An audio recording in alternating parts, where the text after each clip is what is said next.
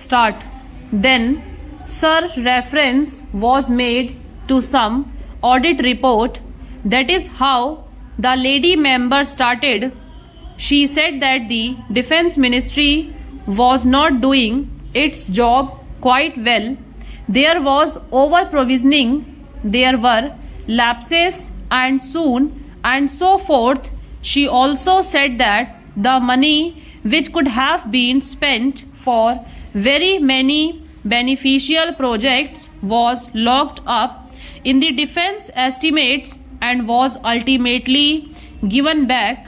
Now, as a matter of curiosity, I think the House ought to know that these comments were made mostly on the audit report which dealt with the accounts of 1953-54, namely 2 years back, and which dealt with many cases which arose in the year 1950, 1951 and 1952, when conditions were not normal. We were then just recovering from the effects of the Second World War, and these cases of over provisioning came up before the audit. Now, these are the points which have been raised in this audit report.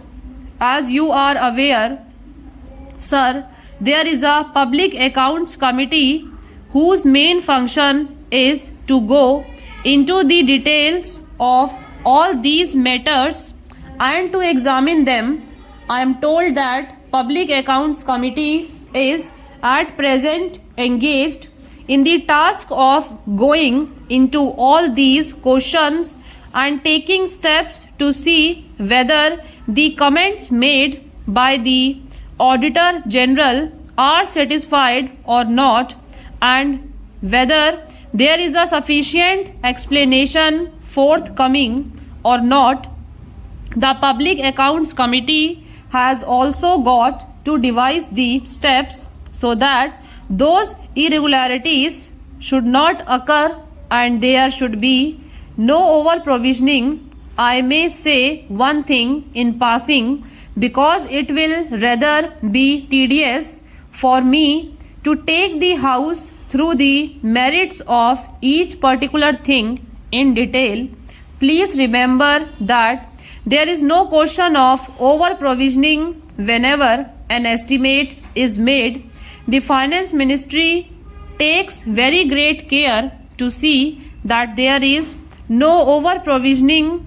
Sometimes it so happens that the money is not spent for certain reasons. For example, we may have got to pay rupees 5 crores for a certain equipment which may have been ordered from abroad and which may be due to be delivered in the financial year, that is to say in 1956-57.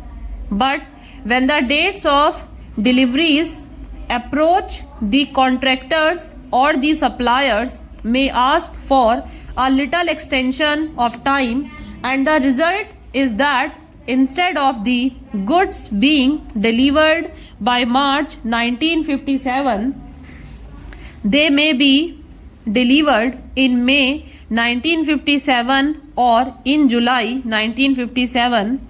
This may result in the money being held back. Now, such things do happen, but that does not indicate any lapse on our part or any mistake on our part.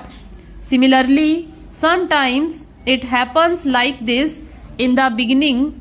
Say, in October 1955, we find that something is necessary, and we hope that the whole process of placing the contract and providing funds and everything else will be gone through, and will be able to get the deliveries by the end of the year.